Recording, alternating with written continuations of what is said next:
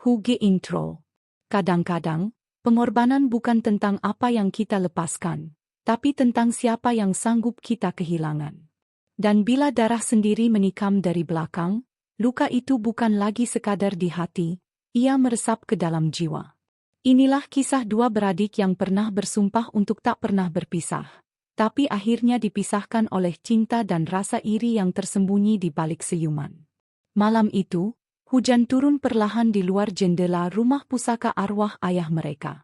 Di ruang tamu yang suram, Sofia duduk sambil menatap cincin emas di jarinya.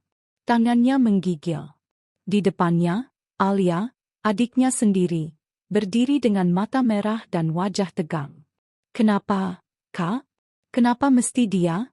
Suara Alia bergetar, seperti menahan tangis dan marah yang bersatu. Sofia menarik nafas panjang, menunduk. "Aku tak tahu cinta ini datang macam mana, Alia, tapi aku tak boleh tipu perasaan sendiri."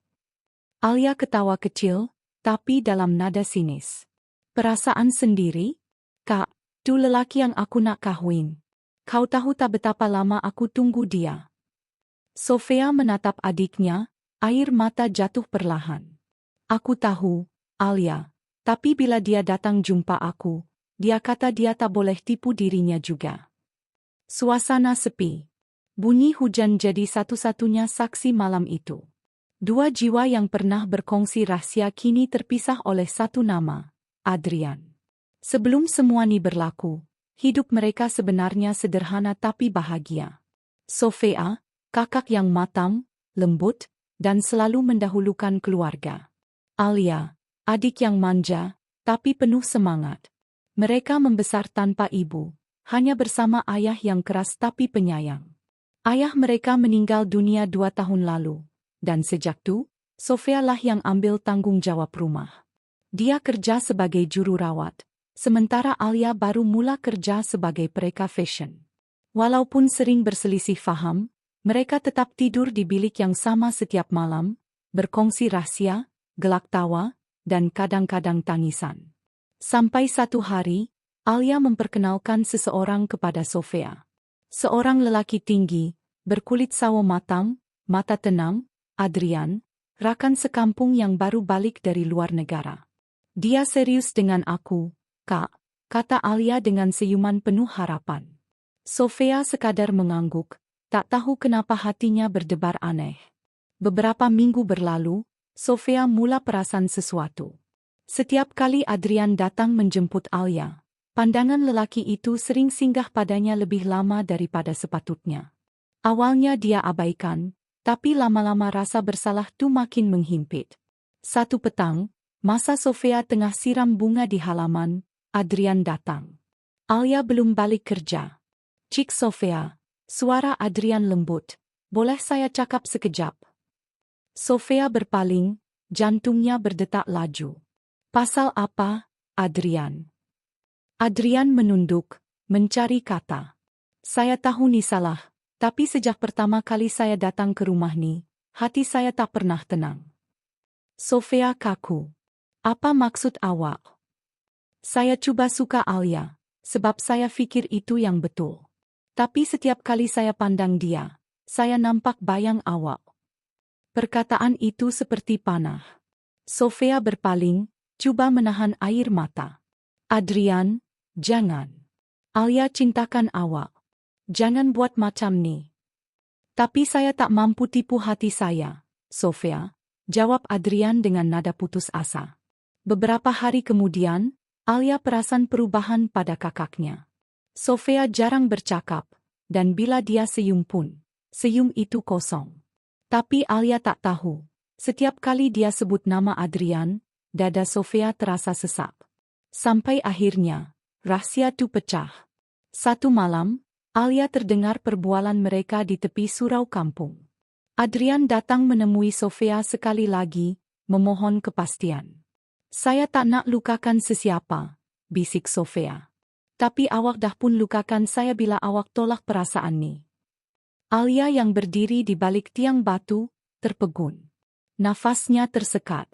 Dia balik ke rumah tanpa sepatah kata. Malam itu juga, dia kemas semua barangnya dan tinggalkan surat untuk Sofia. Kak, kalau cinta itu yang paling penting untuk kau, ambillah. Aku takkan ganggu. Tapi ingat, kau dah rampas bukan sekadar lelaki, kau rampas separuh dari diri aku. Hari-hari berikutnya jadi gelap untuk Sofia.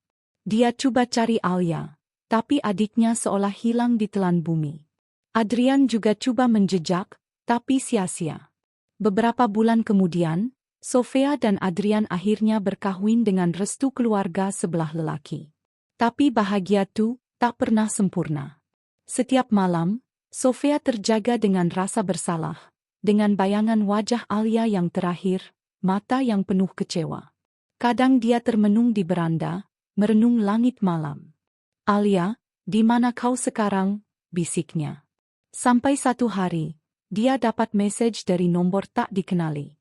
Tahniah atas perkahwinan kau, Kak. Aku doakan kau bahagia, sebab dari sekarang, aku juga akan tuntut bahagia aku, walau dengan cara apapun. Sofia terpaku. Jari-jarinya menggigil, nafasnya jadi berat. Dia tahu, mesej itu hanya boleh datang dari satu orang. Dari Alia. Patah hati, kadang cinta menjadikan kita manusia, tapi bila cinta disertai dendam, ia menjadikan kita bayang yang menakutkan.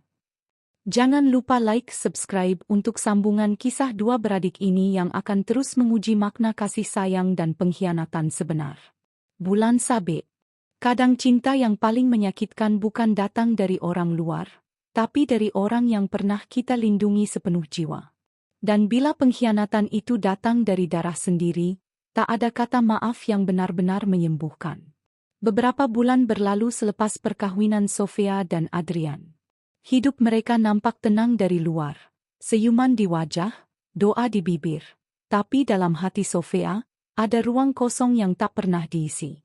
Setiap kali dia pandang wajah suaminya, ada bayangan Alia muncul, menatapnya dari jauh dengan mata yang penuh kecewa. Adrian sering bertanya, Sofia, kau masih pikir pasal dia? Sofia hanya diam. Kadang senyum pahit. Dia adik aku, Adrian. Macam mana aku nak lupakan? Malam-malam mereka sunyi. Rumah itu luas tapi dingin. Kadang bunyi angin yang bertiup di luar buat Sofia rasa seolah-olah Alia masih di situ. Menunggu, memerhati, mungkin menyimpan dendam yang tak pernah padam. Suatu pagi, sewaktu Sofia menyusun pakaian di bilik, telepon bimbitnya berbunyi. Nomor tak dikenali. Dia angkat perlahan, jantungnya berdebar. Hello? Sofia, suara itu lembut, tapi cukup untuk membuat tubuhnya kaku. Kau sihat? Alia? Suara Sofia bergetar. Ya Allah, Kat mana kau? Dah lama aku cari. Tak perlu cari aku, Kak, potong Alia cepat. Aku cuma nak ucap tahniah sebab kau bahagia sekarang. Nada itu sinis, tenang tapi tajam. Sofia menarik nafas panjang. Alia, aku tahu aku salah. Aku tak minta maaf sebab cinta, tapi aku minta maaf sebab kau terluka. Luka? Alia ketawa kecil. Luka dah lama kering, Kak. Sekarang tinggal parut, dan setiap kali aku pandang cermin, aku nampak wajah kau di situ. Sebelum Sofia sempat membalas, talian diputuskan. Hatinya jatuh. Hari demi hari, gangguan halus mula berlaku. Satu pagi, Sofia keluar rumah dan mendapati di pagar depan rumahnya tergantung gambar lama. Gambar dia dan Alia semasa kecil. Di belakang gambar itu tertulis, "Rumah ni dulu milik kita berdua. Sekarang, cuma satu yang tinggal." Sofia terdiam. Adrian yang baru keluar untuk ke pejabat juga tergamam. Siapa buat ni? Sofia hanya mampu berkata, dia. Petang itu, Sofia duduk di dapur, termenung. Kenangan lama kembali menghantui. Dia teringat malam terakhir mereka bersama sebelum Alia pergi. Mereka bergaduh hebat. Alia menangis, menjerit bahwa Sofia tak layak bahagia atas penderitaannya. Tapi dalam tangisan itu, Sofia nampak juga ketakutan. Ketakutan kehilangan kasih seorang kakak yang selama ini dia jadikan tempat bergantung. Alia, Aku tak pernah nak rampas kebahagiaan kau, bisik Sofia perlahan, air mata mengalir di pipinya. Aku cuma jatuh cinta tanpa sengaja. Beberapa minggu kemudian, Adrian balik dari kerja dengan wajah muram. Sofia, kau kena tahu nih, katanya sambil menghulurkan satu kad jemputan. Sofia ambil, dan jantungnya seakan berhenti. Kad itu berwarna putih keemasan, dengan nama yang dia kenal sangat. Majelis Perkawinan Alia Dato Razif. Dato Razif. Sofia berbisik. Itu, jiran sebelah rumah kita dulu, kan? Adrian mengangguk. Ya, tapi kau tahu tak siapa dia sebenarnya sekarang? Dia tuh pemaju tanah kawasan Mi. Rumah kita nih, mungkin termasuk dalam proyek dia. Sofia terkedu. Maksud kau? Dia nak beli tanah nih, semua rumah dalam blok nih. Dan aku dengar Alia yang uruskan semua hal untuk dia. Malam itu, Sofia tak dapat tidur. Dia keluar ke halaman, pandang langit yang suram. Dalam hati, dia tahu, Alia sedang kembali. Tapi bukan sebagai adik yang dirindui. Sebaliknya sebagai seseorang yang datang untuk mengambil semula apa yang dia rasa pernah dicuri. Keesokan harinya, kereta mewah berhenti di depan rumah mereka. Dari jauh, Sofia nampak Alia keluar dengan pakaian elegan, senyum di bibir tapi dingin di mata. Lama tak jumpa, Kak, katanya tenang. Sofia melangkah perlahan, suaranya bergetar. Alia. Cantik rumah nih. Alia memandang sekeliling. Sayanglah, sebab sebentar lagi tanah ni akan jadi milik suami aku. Sofia tersentak. Apa maksud kau? Alia senyum nipis. Kau pernah ambil sesuatu dari aku. Sekarang, aku cuma ambil balik apa yang sepatutnya milik aku. Adrian keluar dari rumah, pandang kedua-dua mereka. Suasana tegang. Alia, jangan buat macam ni, kata Adrian. Rumah ni kenangan arwah ayah kau orang. Arwah ayah? Alia menoleh. Kalau ayah masih hidup, dia pasti pilih aku. Sebab aku anak yang tahu menuntut hak, bukan yang merampas cinta orang lain. Kata-katanya tajam, menikam hati Sofia. Air mata menitis tanpa disedari. Tapi dia hanya tunduk, tak membalas. Alia berpaling untuk pergi. Tapi sebelum masuk ke keretanya, dia berkata perlahan. Kak, kadang orang tak tahu sakitnya jadi bayang-bayang. Aku pernah hidup dalam bayang kau, tapi sekarang, giliran kau pula hidup dalam bayang aku. Malam itu, Sofia duduk di ruang tamu seorang diri. Lampu samar-samar, hujan renyai di luar. Dia pandang cincin di jarinya, kemudian gambar lama yang tergantung di dinding. Dua beradik kecil memeluk satu sama lain, ketawa bahagia. Bila masa kasih kita jadi racun, Alia, bisiknya. Aku rindukan kau. Tapi dari kejauhan, di dalam gelap, ada sepasang mata memerhati dari dalam kereta hitam yang berhenti di seberang jalan. Alia, dengan wajah tenang tapi hati bergejolak, berbisik sendiri. Kak, kau akan tahu nanti, macam mana rasanya bila rumah yang kau bina dengan cinta, runtuh sebab tangan darah sendiri. Kadang-kadang, dendam bukan bermula karena benci, tapi karena terlalu sayang, sampai tak sanggup tengok orang yang kita cinta lebih bahagia daripada kita sendiri. Bila kasih bertukar jadi racun, tak ada siapa yang menang, yang tinggal cuma luka dan penyesalan. Hari-hari selepas pertemuan itu, Sofia seperti hidup dalam kabus. Setiap kali dia keluar rumah, ada saja wajah yang memerhati dari jauh. Kadang di pasar, kadang di masjid, kadang di luar pagar. Dia tahu siapa, Alia. Adrian coba menenangkan. Mungkin dia cuma nak perhatian kau, Sofia. Sofia menggeleng perlahan. Dia bukan nak perhatian, Adrian. Dia nak aku hilang segalanya. Beberapa minggu kemudian, surat rasmi sampai ke rumah. Satu notis. Tanah yang mereka diami akan diambil alih oleh syarikat pemaju Zaf Holdings, milik Dato Razif, suami Alia. Sofia duduk di meja, menatap surat itu lama. Tangannya menggigil. Dia betul-betul nak buat nih, bisiknya.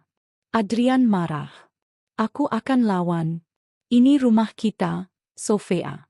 Rumah arwah ayah kau. Tapi Sofia hanya tunduk. Jangan, Adrian. Kalau kita lawan, kita cuma bagi dia alasan untuk terus benci. Namun, hatinya remuk. Rumah itu bukan sekadar tempat tinggal. Disinilah dia dan Alia membesar. Menangis bila ibu meninggal.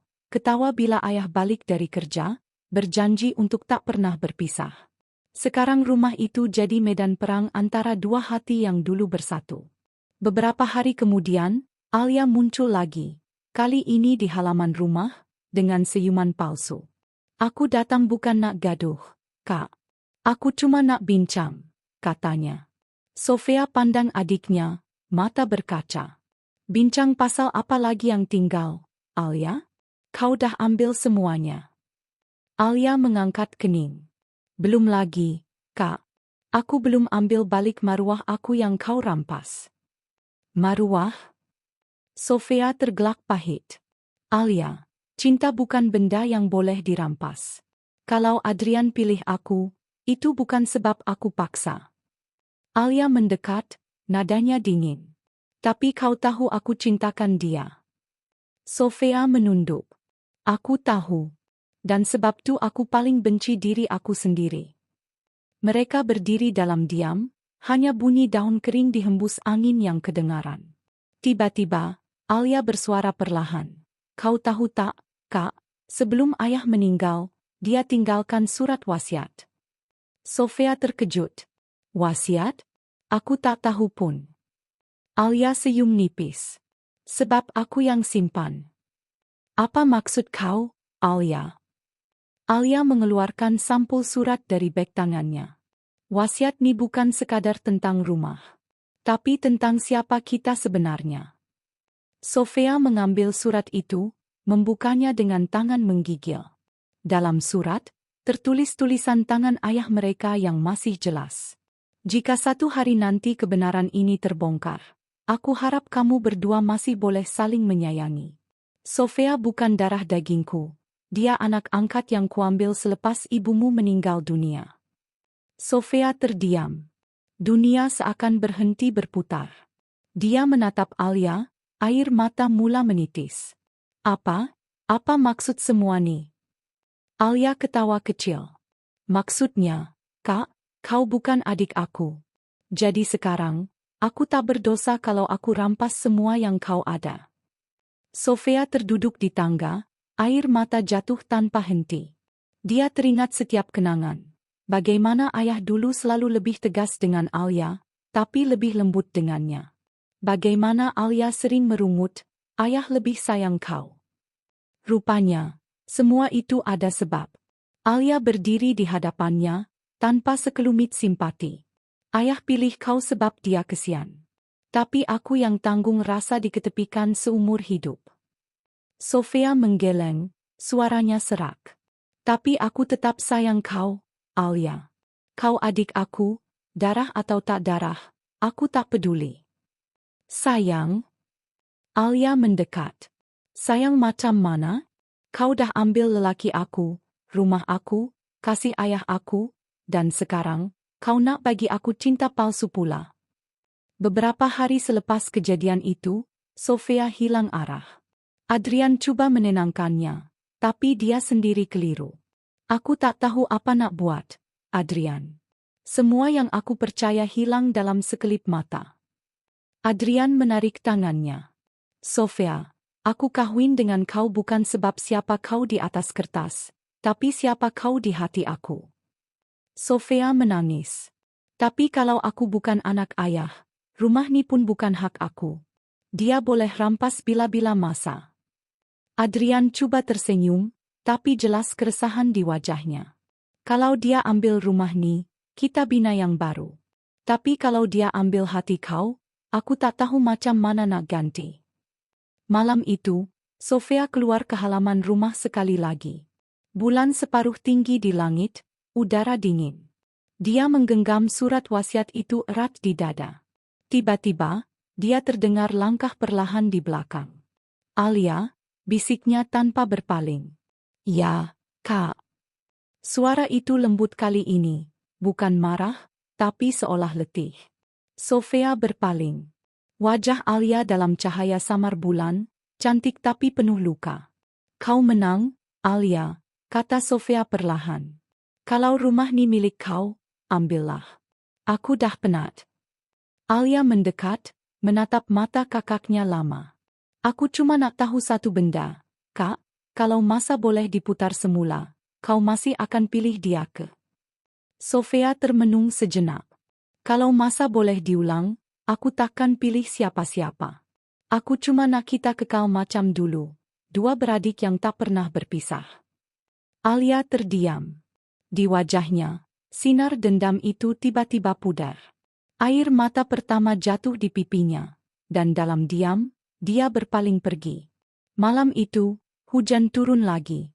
Dan buat pertama kali selepas sekian lama, Sofia rasa sunyi yang tak menyakitkan. Dia tahu segalanya belum berakhir, tapi untuk malam itu, dia biarkan hujan membawa pergi sebahagian rasa bersalah yang menghantuinya selama ini. Patah hati, bila kebenaran terbongkar, kasih boleh retak, tapi darah, walau bukan sejati, tetap mencari jalan untuk kembali. Jangan lupa like, subscribe untuk sambungan kisah ini, karena esok, bila Alia kembali, dia tak lagi datang sebagai musuh, tapi sebagai seseorang yang ingin menebus segalanya. Bulan sabit. Kadangkala, penyesalan datang bukan karena kita buat salah, tapi karena kita tak pernah sangka. Dalam usaha untuk balas dendam, kita sebenarnya melukakan orang yang paling kita sayang. Beberapa minggu berlalu selepas malam hujan itu. Alia menghilang lagi, tapi kali ini bukan dengan marah. Sebaliknya dengan diam yang penuh misteri. Sofia hidup dalam ketenangan yang aneh. Rumah yang dulu dipenuhi tegang kini kembali sunyi. Tapi setiap sudut masih membawa bayang-bayang masa lalu. Adrian coba menghiburkan istrinya, membawa Sofia keluar, makan malam, melawat tempat lama mereka. Tapi setiap kali Sofia tersenyum, ada sesuatu di balik senyuman itu, rasa bersalah yang tak mahu pergi. Satu petang, sewaktu mereka sedang makan di kafe tepi pantai, Sofia terima mesej. "Kak, boleh jumpa aku esok di hospital daerah? Aku nak cakap sesuatu." Sofia berdebar. Hatinya tahu, mesej itu daripada siapa. Alia. Keesokan paginya, Sofia tiba di hospital dengan hati yang berat. Ruang menunggu dipenuhi bau ubat dan bunyi mesin. Di satu sudut, dia nampak Alia, kurus, pucat, duduk di kerusi roda. "Alia," suaranya bergetar. Alia berpaling, tersenyum kecil. "Lama tak jumpa, Kak." Sofia duduk di sebelahnya, air mata mula bergenang. "Apa jadi dengan kau? Kenapa kau macam ni?" Alia memandang keluar jendela. "Aku sakit, Kak. Doktor cakap buah pinggang aku rosak. Mungkin sebab tekanan. Mungkin sebab aku terlalu lama simpan marah." Sofia terpegun. "Ya Allah, Alia." "Jangan risau," potong Alia lembut. "Aku tak datang sini nak minta simpati. Aku cuma nak minta maaf." Alia menarik nafas panjang. "Kau tahu, Kak, masa aku buat semua tu, aku fikir aku akan rasa puas bila tengok kau susah. Tapi bila aku tengok kau menangis malam tu, aku sedar, aku cuma tambah luka pada orang yang dulu selalu lindung aku." Sofia tak mampu tahan tangis. Dia genggam tangan adiknya erat. "Kau tak pernah kehilangan aku, Alia. Aku tetap kakak kau, darah atau tak, aku sayang kau lebih dari diri sendiri." Alia tersenyum lemah. "Aku tahu, Kak. Tapi mungkin Tuhan nak bagi aku masa terakhir untuk tebus semua." Sofia menggeleng kuat. "Jangan cakap macam tu." Alia menyentuh pipinya perlahan. "Aku cuma nak kau tahu, kalau satu hari nanti aku tak ada, jangan simpan dendam. Hidup dengan cinta, bukan luka." Hari-hari seterusnya, Sofia hampir setiap hari datang melawat Alia di hospital. Adrian turut menemani, cuba menenangkan kedua-duanya. Dalam masa itu, hubungan dua beradik itu mula pulih perlahan. Kadang mereka bergelak kecil, mengenang zaman kecil. Bagaimana mereka pernah bermain di bawah pokok mangga, atau tidur bersama di katil sempit arwah ibu. Rasa macam mimpi, kata Alia sambil tersenyum. Aku lupa berapa lama kita tak ketawa sama-sama.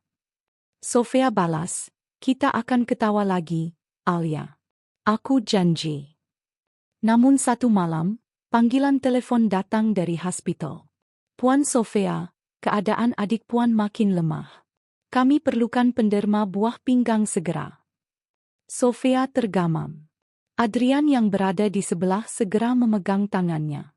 Aku nak derma, kata Sofia tanpa ragu. Sayang, kau pasti, tanya Adrian. Sofia menatapnya, mata penuh tekad. Dia adik aku, Adrian. Kalau darah aku tak sama, hati aku cukup untuk gantikan. Beberapa jam kemudian, di bilik rawatan, Sofia berbaring di katil dengan alat infus di tangan. Dokter memeriksa. Puan Sofia, keputusan darah menunjukkan Anda memang sesuai sebagai penderma. Sofia tersenyum, air mata tumpah perlahan. Terima kasih, dokter. Tolong selamatkan dia. Di bilik sebelah, Alia mendengar dari juru rawat dan mula menangis.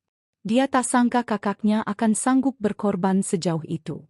Bila Sofia masuk untuk menemuinya sebelum pembedahan, Alia menggenggam tangannya erat. Kenapa kau buat semua ini, Kak? Sofia tersenyum. Sebab aku nak kau hidup, Alia. Sebab cinta aku bukan dendam. Pembedahan berjalan selama berjam-jam. Di ruang menunggu, Adrian berdoa tanpa henti. Hujan turun di luar, deras, seolah langit pun menangis. Beberapa jam kemudian, dokter keluar dengan wajah tenang. Pembedahan berjaya. Kedua-duanya stabil, tapi mereka perlukan masa untuk pulih. Adrian menangis lega. Alhamdulillah. Beberapa hari selepas itu, Alia bangun di katil hospital. Tubuhnya lemah, tapi dia masih bernafas. Di sisi katil, ada jambangan bunga dan nota kecil dengan tulisan tangan Sofia. Kalau kau baca surat ini, maknanya aku dah selamatkan kau. Jangan rasa bersalah. Hidup bahagia, itu cara kau tebus semua. Alia menggenggam nota itu, air mata mengalir tanpa henti. Dia berpaling, tapi katil di sebelah kosong. Sofia, suaranya perlahan. Juru rawat masuk, menunduk sayu. Puan Alia. Sofia masih dalam keadaan koma. Kami coba yang terbaik. Dunia Alia runtuh seketika. Dia menekuk wajah, menjerit tanpa suara. Kak, bangunlah. Aku janji takkan benci kau lagi. Hari berganti minggu. Alia setiap hari datang duduk di sisi Sofia yang tak sadarkan diri. Dia bacakan doa, pasangkan ayat suci, kadang hanya duduk diam sambil memegang tangan kakaknya. Aku rindu kau marah aku, Kak, katanya satu hari, senyum dengan mata berair. Kalau kau bangun nanti, aku nak kita balik rumah lama kita. Kita tanam pokok mangga baru. Tapi satu pagi, bila matahari baru naik, Sofia akhirnya membuka mata. Perlahan, tapi cukup untuk melihat wajah adiknya di sisi. Alia, suaranya lemah. Alia menangis, memeluknya erat. Ya Allah, Kak, aku ingat aku dah hilang kau. Sofia tersenyum kecil. Aku janji aku takkan pergi selagi kau perlukan aku. Mereka berdua menangis lama. Dan buat pertama kali selepas bertahun-tahun, mereka akhirnya rasa seperti dua beradik semula. Bukan lawan, bukan pesaing, tapi dua jiwa yang akhirnya kembali dalam kasih yang sebenar. Beberapa bulan kemudian, mereka kembali ke rumah pusaka ayah. Walau rumah itu hampir dijual, Adrian berjaya menebusnya semula. Kini halaman yang dulu sunyi kembali hidup. Alia menanam pokok mangga kecil di depan rumah, sambil berkata, kita tanam ni atas nama cinta, bukan dendam. Sofia ketawa kecil. Dan semoga pokok ni terus hidup, macam kita. Kadang-kadang, Tuhan tak uji kita karena Dia mahu kita menderita. Dia uji karena Dia nak kita tahu siapa yang benar-benar akan tinggal bila semua orang pergi. Dan kadang, orang itu ialah mereka yang pernah kita salah faham. Beberapa bulan selepas Sofia sedar dari koma, hidup mereka perlahan-lahan kembali tenang. Alia kini tinggal bersama kakaknya dan Adrian. Walau kesihatan mereka belum sepenuhnya pulih, rumah kecil itu kembali hidup. Setiap pagi, aroma nasi lemak dan kopi memenuhi ruang dapur. Tapi ketenangan itu tak lama. Suatu pagi, posmen menghantar satu sampul berwarna coklat tua. Di atasnya tertulis nama arwah ayah mereka, Encik Rahman bin Idris. Alia mengangkat kening. Ni surat lama ke? Sofia mengambilnya dengan hati berdebar. Aku tak tahu. Tapi tulisan ni macam tulisan ayah. Mereka buka perlahan. Di dalamnya, ada 2 surat. Satu untuk Sofia, satu untuk Alia, dan sehelai wasiat rasmi dari peguam. Surat untuk Alia berbunyi, Alia, ayah tahu kau selalu rasa disisihkan. Tapi ayah nak kau tahu, kau bukan anak luar, kau anak kandung ayah. Ayah sembunyikan kebenaran ni untuk lindungi kau dari keluarga mak tiri yang tamak. Sofia bukan adik tiri kau. Dia darah daging kau sendiri. Maafkan ayah. Alia terdiam. Tangan menggigil. Air mata menitis tanpa kawalan. Sofia memandang wajah adiknya, tak percaya. Apa maksud ayah? Aku, adik kandung kau. Alia mengangguk perlahan, suara tersekat. Kita darah yang sama, Kak. Dari dulu lagi. Kedua-duanya menangis. Semua luka lama terasa tak bermakna lagi. Mereka bukan musuh. Mereka adalah 2 hati dari satu rahim kasih yang sama. Tapi surat kedua membawa kejutan lain. Sofia, kalau kau baca ini, ayah dah tiada. Rumah pusaka ni sebenarnya aku letak atas nama kau berdua. Tapi berhati-hatilah, abang mak tiri kamu, Tuan Kamal, akan cuba ambilnya balik. Dia tahu nilai tanah ni. Jangan biar sesiapa rampas rumah ini, sebab disinilah sejarah keluarga kita bermula. Alia menggenggam surat itu kuat-kuat. Dia datang balik ke dalam hidup kita, Kak? Sofia mengangguk. Dan kali ini, aku takkan biar sesiapa rosakkan apa yang kita bina. Beberapa hari kemudian, mereka memang terima panggilan dari seorang lelaki, Tuan Kamal sendiri. Cik Sofia, katanya dengan nada dingin. Tanah tu asalnya milik keluarga aku. Kau dan Alia tak layak pegang. Aku akan ambil semula, sama ada dengan cara baik atau mahkamah. Adrian yang berada di sisi segera ambil telepon. Kalau nak ikut undang-undang, kami bersedia. Tapi kalau nak main kotor, jangan lupa. Setiap luka yang korang tinggalkan dulu dah sembuh.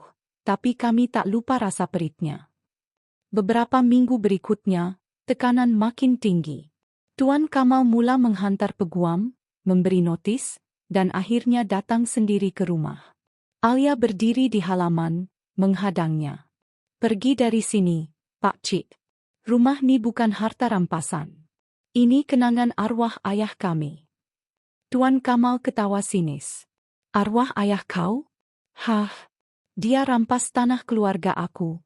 Sekarang giliran aku ambil balik. Sofia keluar, berdiri di sebelah adiknya. Kalau ayah hidup, dia akan malu tengok perangai kau. Kau fikir duit dan tanah boleh gantikan kasih keluarga? Tuan Kamal memandang tajam.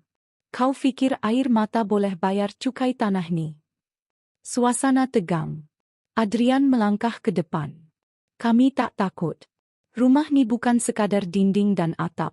Ia saksi cinta 2 beradik yang dah melalui neraka bersama. Tuan Kamal diam sejenak, kemudian pergi, tapi meninggalkan amaran terakhir. Aku akan kembali. Malam itu, Sofia termenung di balkoni. Angin malam meniup lembut rambutnya. Alia datang membawa selimut. Kau fikir dia akan benar-benar ambil rumah ni? Sofia menjawab, mungkin. Tapi yang aku tahu, kali ni aku ada kau. Alia tersenyum kecil. Dan aku takkan pergi mana-mana, Kak. Aku dah janji dalam hati, apapun jadi, rumah ni akan kekal milik kita. Mereka berdua berpelukan di bawah cahaya bulan. Beberapa hari kemudian, Alia menerima panggilan dari peguam lama ayah mereka. Cik Alia, ada satu fail tambahan dari arwah ayah kamu yang baru kami jumpa. Dalamnya ada bukti pemilikan sebenar tanah itu. Alia terkejut. Boleh saya datang ambil hari ini juga? Dia bergegas ke pejabat peguam dengan Adrian. Fail itu berisi salinan perjanjian asal dan gambar lama. Arwah ayah bersama Tuan Kamal ketika masih muda. Di belakang gambar itu, ada tulisan tangan. Untuk adikku Kamal, aku serahkan semua padamu bila tiba masanya. Tapi kalau kau salah guna kepercayaan ini, Allah akan kembalikan kepada yang hak. Adrian menghela nafas panjang. Ini bukti yang cukup kuat. Ayah kau tahu apa akan jadi suatu hari nanti. Alia menggenggam gambar itu erat. Aku rasa, ayah dah rancang semua ni dari awal. Malam itu, Alia dan Sofia duduk bersama di ruang tamu. Kak, aku rasa ujian ni bukan tentang rumah, tapi tentang kita. Sofia mengangguk perlahan. Ya, Alia. Mungkin Tuhan nak tengok, kalau dulu kita berpecah karena salah faham. Sekarang dia nak tengok sama ada kita boleh bersatu untuk sesuatu yang lebih besar. Alia tersenyum lembut. Kita dah belajar banyak, kan? Dulu aku fikir cinta tu lemah. Tapi rupanya, cinta yang sebenar, ialah bila kau sanggup berkorban walau hatimu pernah terluka. Sofia memeluk adiknya erat. Dan cinta adik-beradik tak pernah mati. Beberapa minggu kemudian, mahkamah memutuskan rumah itu sah milik Sofia dan Alia sepenuhnya. Tuan Kamal kalah, dan akhirnya pergi tanpa menoleh. Tapi dalam surat terakhir yang ditinggalkannya kepada peguam, dia tulis, "Mungkin aku silap. Aku iri hati karena kehilangan kasih abangku. Jaga rumah itu. Itu satu-satunya cara aku boleh tenang." Alia membaca surat itu dengan mata berkaca. Dia pun manusia, Kak. Mungkin dia cuma rindukan masa lalu. Sofia mengangguk. Biar dia tenang. Kita pun dah cukup derita. Musim berganti. Pokok mangga di depan rumah kini berbuah. Alia memetik satu, menyerahkannya pada Sofia sambil ketawa. Dulu kita tanam ni atas nama cinta. Sekarang tengok, manis betul buahnya. Sofia menjawab sambil tersenyum. Sebab cinta yang tulus akan berbuah, walau ditanam di tanah yang penuh air mata. Kamera seolah berputar, menunjukkan dua beradik itu duduk di bawah pokok, memandang langit senja yang jingga, simbol kedamaian yang akhirnya mereka temui selepas badai panjang.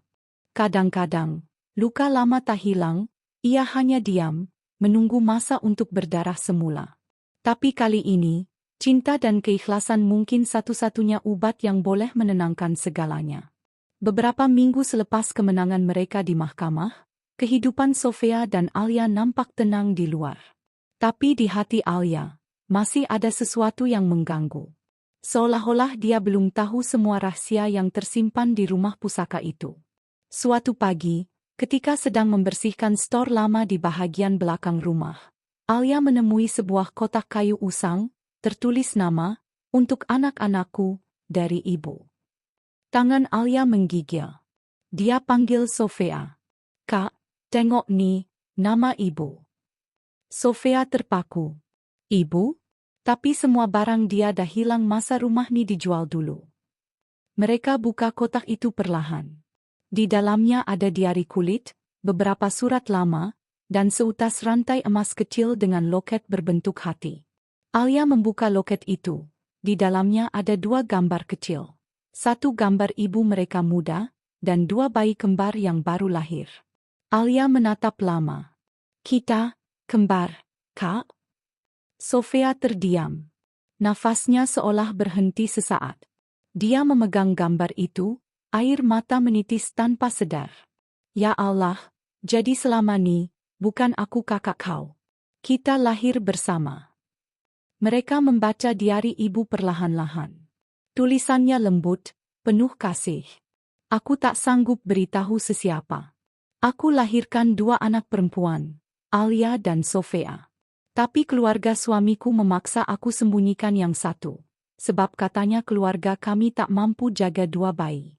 Aku terpaksa serahkan Alia pada makcik di kampung. Maafkan ibu, sayang. Setiap baris menembusi hati. Alia menutup diari itu, menggigit bibir, menahan tangis. Jadi selama ni, ibu bukan tak sayang aku. Dia cuma dipaksa. Sofia mengangguk perlahan. Dia sayang kita berdua. Tapi dunia yang kejam waktu tu memisahkan kita. Hari-hari seterusnya, Alia tak boleh tidur. Setiap kali dia pandang loket itu, air mata jatuh sendiri. Dia rasa bersalah, karena selama ini, dia menuduh ibu, ayah, malah kakaknya. Tapi kebenaran menunjukkan semuanya cuma korban keadaan. Sofia coba tenangkan adiknya. Kau kena maafkan masa lalu, Alia. Ibu buat semua ni sebab dia nak kau hidup. Bukan sebab dia tak nak kau. Alia mengangguk, tapi suaranya serak. Aku maafkan dia, Kak. Tapi aku tak tahu macam mana nak maafkan diri sendiri. Suatu malam, hujan lebat turun. Petir menyambar langit. Alia duduk di ruang tamu, menatap diari ibu di pangkuannya. Sofia menghampiri, membawa 2 cawan teh panas. Masih baca? Alia mengangguk. Aku rasa macam ibu masih hidup dalam setiap ayat ni. Sofia tersenyum lembut. Mungkin betul. Sebab cinta seorang ibu tak pernah mati. Tiba-tiba, ada ketukan di pintu. Adrian buka. Seorang wanita tua berdiri di luar, basah kuyup, memegang tongkat. Wajahnya samar, tapi matanya lembut. Saya cari Alia dan Sofia. Alia segera berdiri. Makcik siapa? Wanita itu tersenyum. Aku, Makcik Aminah. Aku orang yang jaga Alia masa kecil. Mereka terkejut. Alia menutup mulutnya, hampir menangis. Makcik Aminah? Wanita itu mengangguk. Ya, sayang. Ibu kamu titipkan kamu pada aku masa kamu baru lahir. Dia datang setiap bulan, diam-diam. Tapi bila ayah kamu pindah jauh, dia dah tak dapat datang lagi. Sofia cepat-cepat mempersilakan wanita itu masuk. Mereka duduk bersama di ruang tamu. Makcik Aminah menatap 2 beradik itu dengan mata berkaca. Ibu kamu, dia wanita yang kuat. Dia menangis setiap kali cerita tentang kamu berdua. Dia selalu cakap, kalau satu hari anak-anakku bersatu semula, tolong sampaikan yang ibu sayang mereka sampai ke akhir nafas. Alia menangis teresa-esak, memeluk wanita tua itu. Kenapa dia tak cari aku semula, Makcik? Makcik Aminah mengusap rambutnya. Dia cuba, sayang. Tapi masa tu, penyakitnya makin teruk. Dia tinggalkan diari dan loket itu untuk kamu berdua. Selepas pertemuan itu, sesuatu berubah dalam diri Alia. Dia tak lagi dibayangi amarah atau dendam. Dia mula menulis semula, menulis surat kepada arwah ibu, seolah berbicara dengan jiwa yang masih mendengar. Ibu, terima kasih karena melahirkan kami berdua.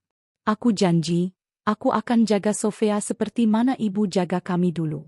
Aku takkan biarkan rumah ini kosong lagi. Aku akan isi dengan cinta, bukan tangisan. Sofia membaca surat itu dan tersenyum sambil menangis. Ibu pasti bangga tengok kita sekarang, Alia. Beberapa hari kemudian, mereka mengadakan majelis kecil di halaman rumah. Hanya jiran terdekat dan anak-anak yatim yang mereka bantu hadir. Alia dan Sofia menggantung gambar ibu di dinding ruang tamu. Di bawahnya, mereka letakkan tulisan kecil. Kasih seorang ibu, walau tersembunyi, tak pernah hilang. Adrian berdiri di samping mereka, tersenyum bangga. Rumah ni akhirnya kembali hidup. Alia menjawab, bukan rumahnya, tapi hati kita. Malam itu, selepas semua tetamu pulang, mereka duduk di bawah pokok mangga yang kini semakin besar. Angin lembut berhembus. Sofia bersandar di bahu Alia. Kita dah melalui banyak perkara, kan? Alia ketawa kecil. Kalau hidup ni drama, kita dah sampai babak hampir akhir. Sofia menjawab, tapi drama yang penuh makna. Dulu aku hilang kau, sekarang aku jumpa separuh dari diriku sendiri. Alia memandang langit. Aku rasa ibu tengah tengok kita dari atas. Dan ayah pun, sambung Sofia. Dia pasti lega tengok dua anaknya akhirnya bersatu. Beberapa minggu kemudian, Alia dan Sofia membuka pusat kecil di rumah mereka. Tempat anak-anak perempuan yatim belajar menjahit dan membaca. Mereka menamakannya Rumah Cinta Ibu. Setiap kali seorang anak tersenyum di situ, mereka terasa seolah ibu mereka hidup semula dalam setiap senyum itu. Dan malam-malam sunyi tak lagi sunyi. Rumah itu bukan sekadar rumah. Ia jadi tempat cinta, doa, dan kenangan kekal. Setiap kisah cinta, sama ada cinta dua jiwa, cinta keluarga, atau cinta kepada Tuhan, akan sampai ke titik di mana kita perlu belajar melepaskan. Bukan karena kita berhenti sayang, tapi karena kita akhirnya faham bahwa kasih sejati tak pernah pergi. Ia cuma berubah bentuk.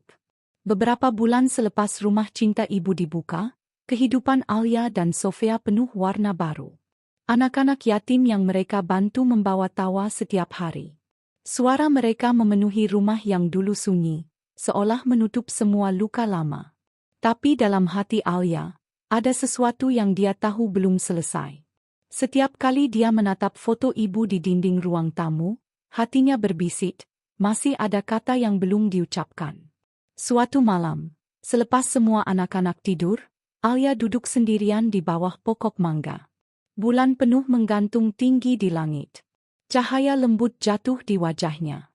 Di pangkuannya, diari ibu terbuka di halaman terakhir. Dia mula menulis perlahan. Ibu, ini surat terakhirku. Terima kasih karena memberi aku kehidupan, walau dengan pengorbanan. Terima kasih karena tak pernah berhenti sayang, walau jarak memisahkan. Aku dah jumpa Sofia, ibu. Dia bukan lagi sekadar kakak, dia separuh dari jiwaku yang hilang. Alia berhenti seketika. Air mata jatuh di atas kertas, meninggalkan tompokan kecil. Tapi dia terus menulis. Ibu, aku maafkan segalanya. Aku maafkan ayah. Aku maafkan diriku sendiri. Aku dah faham, bukan darah atau nama yang jadikan kita keluarga, tapi cinta yang kita bawa dalam hati. Dalam diam, Sofia datang dari belakang, memegang bahunya lembut. Tulis lagi. Alia tersenyum kecil tanpa berpaling. Ya, ini surat terakhir aku pada ibu. Sofia duduk di sebelahnya, menatap langit malam. Kalau ibu nampak kita sekarang, dia mesti bangga. Alia tersenyum sayu. Aku rasa dia tengah dengar, Kak. Mereka duduk diam beberapa menit, hanya bunyi cengkerik dan angin yang menemani. Kemudian Alia membuka loket lama mereka, memandang foto ibu di dalamnya. Aku nak tanam surat ni bawah pokok ni. Biar setiap kali pokok ni berbuah, kasih ibu tumbuh semula. Sofia mengangguk, air mata bergenang. Aku akan bantu. Mereka menggali tanah kecil di bawah pokok mangga itu. Dalam cahaya bulan, Alia melipat suratnya perlahan, mencium kertas itu sebelum menanamnya bersama diari ibu yang lama. Aku lepaskan, ibu, bisiknya perlahan. Bukan sebab aku dah tak rindu, tapi sebab aku tahu, rindu ni dah berubah jadi doa. Sofia memeluk bahu adiknya erat. Kau dah kuat, Alia.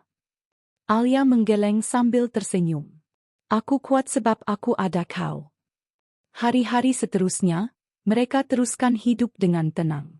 Rumah cinta ibu makin berkembang. Anak-anak mula memanggil mereka, Ustazah Sofia, dan Kak Alia.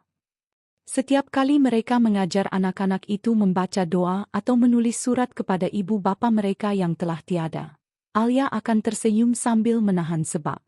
Kenapa Kak Alia selalu senyum bila baca surat kami? Tanya seorang anak kecil. Alia menjawab perlahan. Sebab setiap surat kamu, mengingatkan aku pada ibu aku. Dia mungkin dah tiada, tapi kasih dia masih hidup dalam kamu semua. Suatu pagi yang cerah, Sofia datang ke halaman sambil membawa surat kabar. Di muka hadapan tertulis, Rumah Cinta Ibu, Inspirasi Tinta Harapan Baharu untuk Anak-anak Malaysia. Alia ketawa kecil.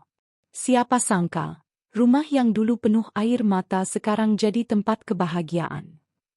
Sofia menjawab, sebab cinta sejati akan cari jalannya sendiri, walau berliku. Mereka berdiri di bawah pokok mangga, memandang buah-buah ranum yang bergantungan. Alia tersenyum. Setiap buah ni, macam doa ibu yang masih menjaga kita. Sofia mengangguk perlahan. Dan setiap daun ni, macam rahmat Tuhan yang tak pernah habis. Malam itu, sebelum tidur, Alia menatap langit dari jendela kamarnya. Bintang berkelip lembut, dan seolah dia mendengar suara ibu dari jauh. Suara yang pernah dia rindu setiap malam. Anakku, jangan tangisi yang pergi. Syukuri yang masih ada. Selagi kau mencintai, aku masih di hatimu. Alia tersenyum, menutup mata dengan tenang. Selamat malam, Ibu. Beberapa tahun kemudian, Rumah Cinta Ibu berkembang jadi pusat komuniti besar. Alia dan Sofia dikenali ramai, tapi mereka tetap hidup sederhana. Dua wanita yang menukar luka menjadi kasih. Pokok mangga di halaman kini besar, menaungi halaman rumah itu. Setiap tahun, mereka ambil satu buah pertama yang masak dan letakkan di pusara ibu dan ayah.